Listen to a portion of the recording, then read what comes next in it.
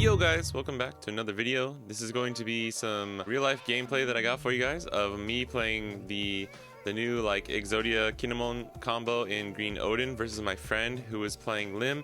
It was a very just casual fun match. They were just practicing Lim, testing out some of the new OP10 cards, and I was just learning the green Oden deck. This is the deck list that I'm using in the video, and if you want to see how the combo works and more of the details, please go check out the explanation video I have over the new OP10 cards and how they work with some of the Wano leaders, especially Oden. And yeah, if you're interested in the nitty gritty and getting more of the details of that, please go watch that video. But this is just going to be me doing some commentary over the gameplay because we're in a noisy space and I figured it would be better to just go over it anyways. So yeah, I'm just going to be going over a match, showing you guys kind of like how the combos work when you like actualize them and do them in real life. And yeah, I hope it helps. I hope it's fun to watch, and let's just jump over there and let's get started. All right, let's jump in and let's start the match. So we do Jankin, the rock, paper, scissors. He won, so he's gonna go first. These are our hands. My hand was pretty awesome, and he decided to keep because I think he had like Enel and Sabo, which he figured would be a lot of value that he can get. My hand, I had a ton of search. I had Kinemon and I had Okiku ready to go. So you can see here, I could play this Momo, use leader effect and just do like have the effect go off, but I think since I have two, just playing both of them down and planning to use them at least one or two next turn is just like such a strong play here. And like it's against Lim, so I don't have any, I'm not afraid of anything getting KO'd. My friend plays down Sabo, which is a solid whatchamacallit, first turn play. Get my Dawn. And so here, I want to, against Lim, you can't let them run away with too many characters on board. So I decided to go 7k into Sabo. I could have sequenced things differently so that I could have gone 9k into Sabo. But I think what I do here is I prioritize the search over getting the extra swing. So I use leader effect. I put down the first Kinemon combo that I need, and I use leader effect to trash the other one, and that's really important because now I have my pieces ready to go. And on top of that, I'm just using the Momo to search two more cards.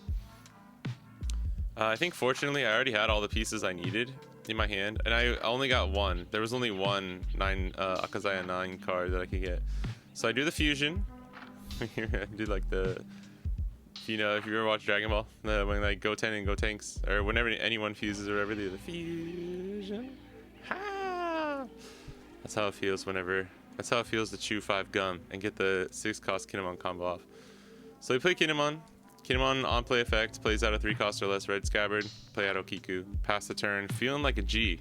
I'm feeling like a G at this point, I'm not gonna lie. I'm feeling really, really good.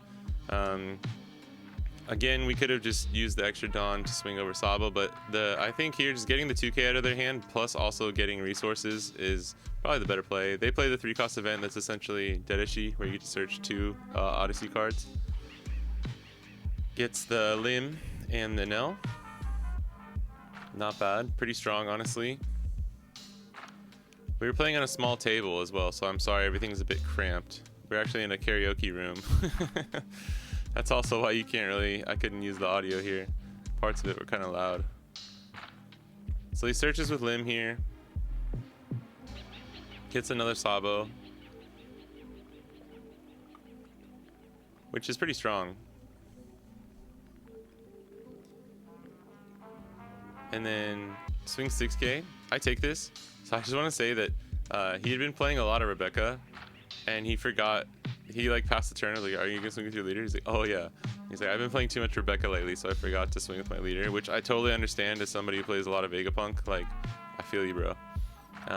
But again, this is just a casual match. This is just us having fun, testing things out. This is like literally the first time him using the OP10 cards in Lim, and this is the first time I'm actually using some of the real cards. Like, I even still have the proxies because I didn't get enough of the Momos out of like the one box that I opened.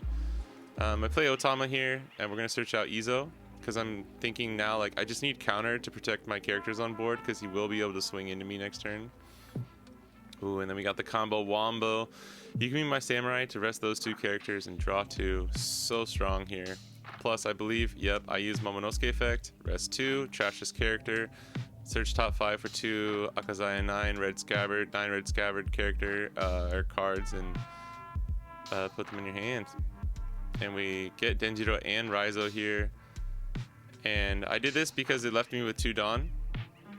And that's all you need for the Okiku and Kinemon combo. 1 on each. So we swing 5k into Limb just to get the counter out. And we're going to swing 6k here. Swing 7k. Restand Okiku. And I was debating at times whether to go for board or just start going into life, but I just really wanted to get those resources out of his hand. And you'll see that it really pays off that way in the end. Just because I have some counter in my hand, and I know if I can get rid of at least like that Limb, I should be able to protect everything. Because if I didn't, and he still had like 2 or even 3 characters on board, then he doesn't have to play another character. He can just put Dawn on his characters that are already there and swing over me, which would be bad. So plays another search Limb here. Hits the 2k audio. Leader effect and ramps this time.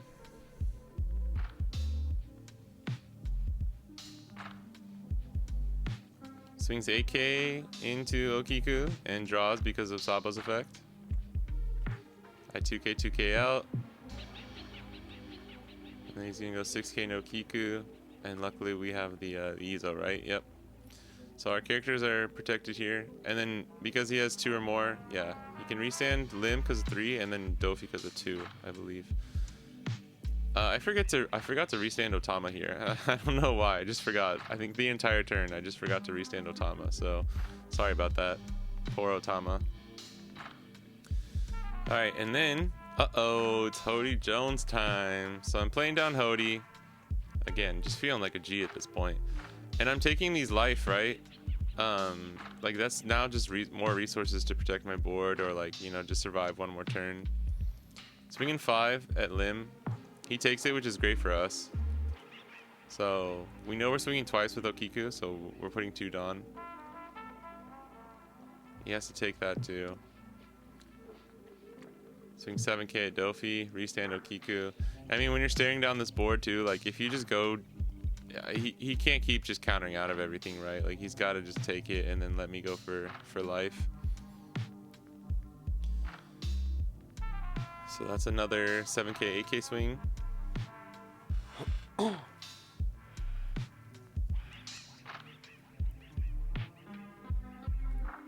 So my board is menacing. He's at 2 life. He has no board. Like, sure, you can search out cards here, but my friend's in a bad spot. Let's just put it that way. Goes for the blocker and the Enel.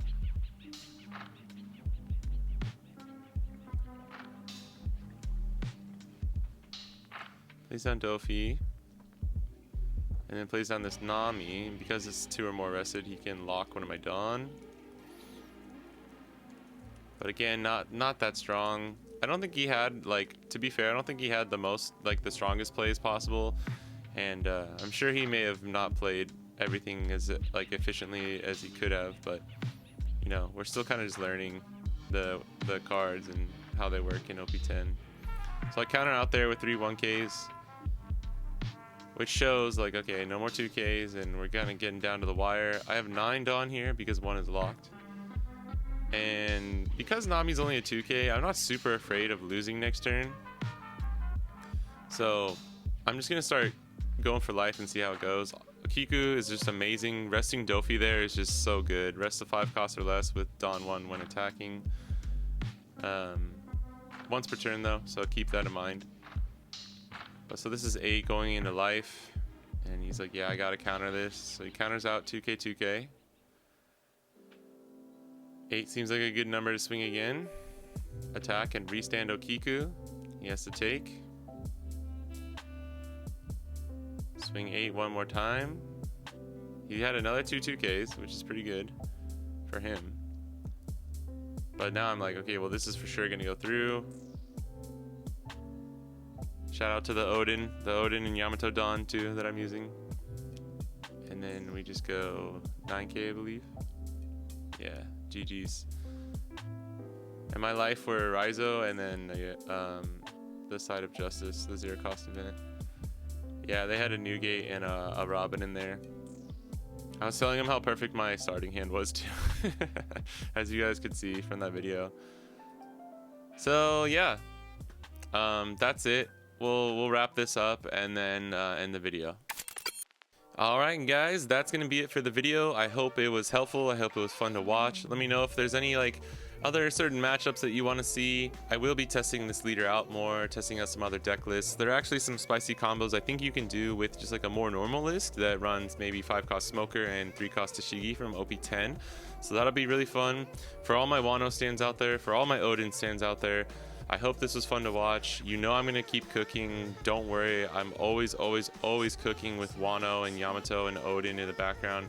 And yeah, this deck is so much fun and I can't wait for everybody in the West to get it. But yeah, as always, thank you so much for watching. Consider checking out the Discord. Consider following me on Twitter. Check out the rest of the videos on my channel. If you actually enjoyed this video, consider liking and subscribing because it actually really helps me out. I appreciate it anyways if you're just watching.